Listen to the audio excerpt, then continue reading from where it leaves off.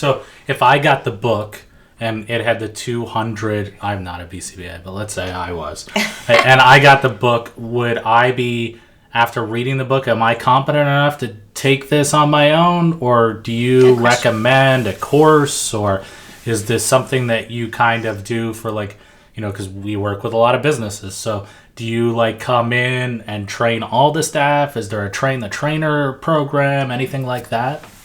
Yeah, that's a good question. I think as a standard guide, the book itself does provide a pretty good foundation to begin. However, I do offer one-to-one training and workshops. We have a CEU certification actually on Emergent Learning Academy where we go deep dive into Canvas and how it can be applied, assessed, all of the different challenges and questions that would come up from the book. But yeah, it depends on that clinician's goals. If they were to say, probably wanted to utilize this as their primary form of treatment, they might want to consider getting more competency in the area of RFT and ACT, because this is very largely based on those frameworks.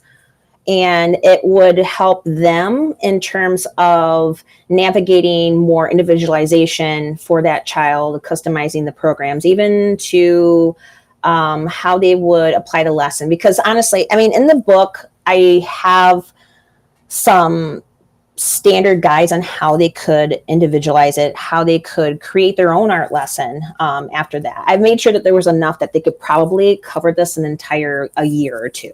They'd have something, but I've tried to teach them how to fish too. So yeah, I think it would be helpful if they made sure they had at least a standard foundational understanding of RFT and ACT to utilize it.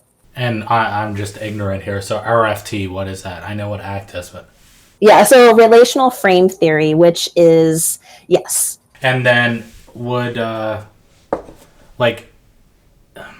assume that this may be more difficult, and again, I could be wrong, but to collect data on it for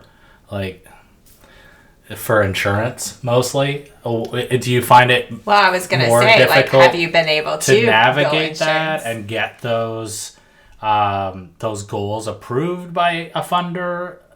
Just your experience on that. Yeah, I think, and that's something I touch on too in the book, is you can create goals that are aligned with the provider's guidelines without it being, you're probably not going to write a treatment goal that states like art explanations or anything like that. But the program is built in a way where you are targeting specific goals for their behaviors or skills you're trying to work on. So what do you do, and is this something that's in the book that kind of helps providers navigate how to write the treatment plan goals so they get approved by the funder, or how to collect the data, especially on the RBT side, anything with that, or do you again suggest that they come to your CEU event for that?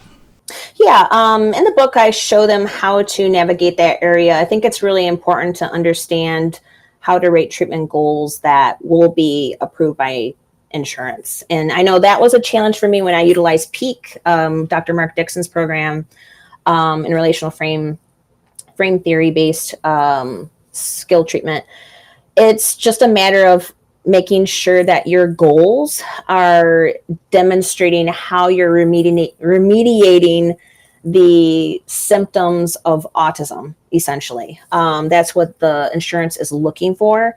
So for example, if to say I was going to work with a kid on painting a picture of his favorite things, that's just the theme of the program. I wouldn't write the treatment goal, child will paint a picture of his favorite things. It'll be more like, what are we targeting in that project? Are we targeting him tacting his personal interests? Are we targeting him tacting different colors or different media? Are we targeting fine motor skills? So there's actually a lot of functional skill building happening within just that one project that we could be targeting. And a lot of the programming in Canvas is going to look that way. It's just a matter of, how you're approaching or how you're writing your treatment goals. It's a very data heavy. I have a lot of data collection systems in place where it helps you really identify more of those subjective areas that are tough, because in Canvas, I have this this thing called creative expansion.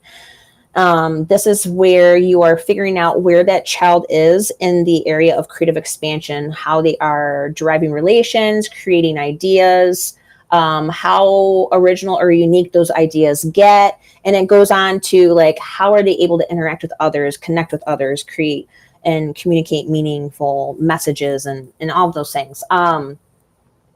I have a process on how to assess for that, how to track the development of that area. And I have processes in place for us to make sure that the clinicians are implementing it flexibly and implementing it accurately. They're taking data accurately. So data is really important in this for sure. It's just understanding how we're approaching it that way. It's very unique in that we don't have this art therapy branch in behavior analysis. And it's kind of funny that we're probably one of the only clinicians in the field of therapy that isn't considered someone who could go into art therapy. So we're approaching the art as the tool. We're approaching it as the modality for applied behavior analysis, and not it being the therapy itself. I don't know how to explain that, but it's not the same as like psychoanalytic therapy. We're approaching behavior, we're approaching verbal behavior in this program.